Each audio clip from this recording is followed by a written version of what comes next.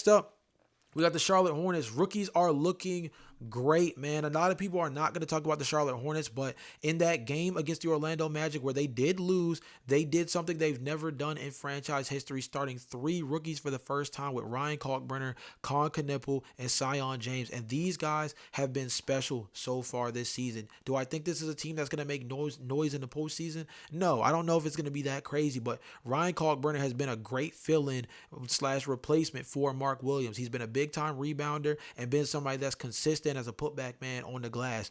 He's just been a steady guy who's fit early and often at that center position, and is just someone who seems to be kind of veteran minded. He's come in and just knows how to do his job and fit at a high level. Kon Knueppel set a record for most threes hit by a rookie through his first 4 games with 16. He's been highly efficient and highly effective as a high volume 3-point shooter and a connector. A lot of the different comps for him were ball handlers that could be tertiary ball handlers, 3-point shooters, and just guys who could be good connectors on offense to help with getting the ball around, moving in transition, and just being a dude who can fill in next to your point guard or next to a bunch of different lineups. And Khan's been exactly that. And then Sion James, he's 3-and-D guard, right? Coming out of Duke. Knockdown 3-point shooter and use your big burly frame to be a big time defender on the perimeter. He's been exactly that. He's shooting 70% from beyond the arc, the best of any rookie in the NBA, I believe.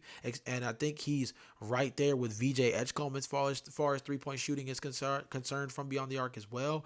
These three have all been stars in their role. Again, do I know what this Charlotte Hornets team is going to look like moving forward as far as making some kind of run towards the playoffs? No, but I think that through 4 to 5 games, this team has shown real signs of life. And again, this team, I said it an episode or two ago about competency, right?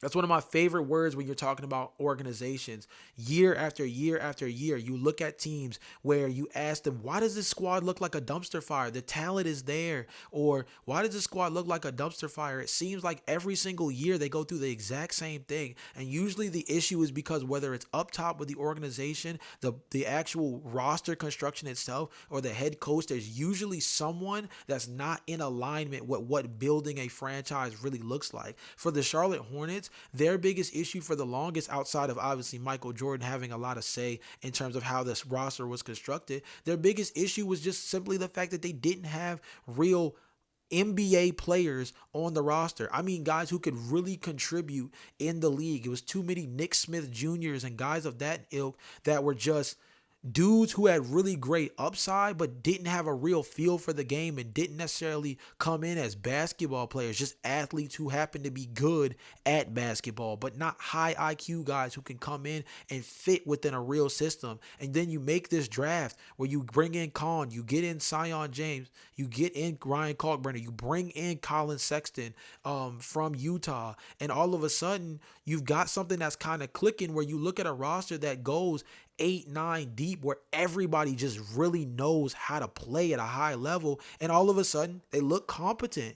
They look competent and they look like a team to watch out for, where on a night-to-night basis, they're going to run it up. This is the best 3-point shooting team in the NBA right now. They're top 10 in pace of play. They're one of the best teams in terms of assists this season. And a lot of that has to do with the fact that these guys just finally have a roster where everybody knows how to play high IQ basketball. The Charlotte Hornets, I'm not saying they're going to be the Detroit Pistons of last year or the Houston Rockets of last year, but could they be like that? Could they be like that Phoenix Suns team where they that year particularly, where the year before they looked terrible, then that next season of the bubble year, they come in, they run the table in the bubble, and they look like the team that next year will be like, you know what?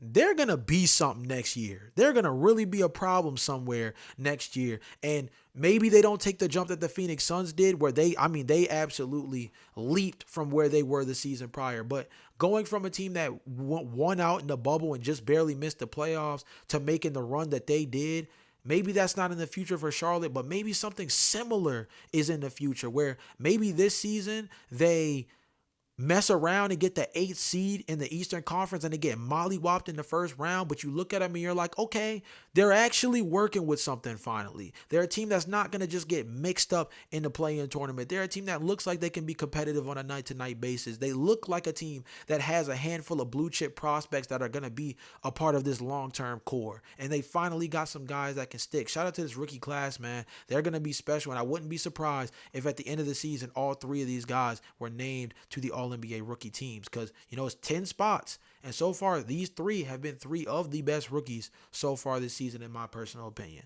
Last but not least, we got to talk about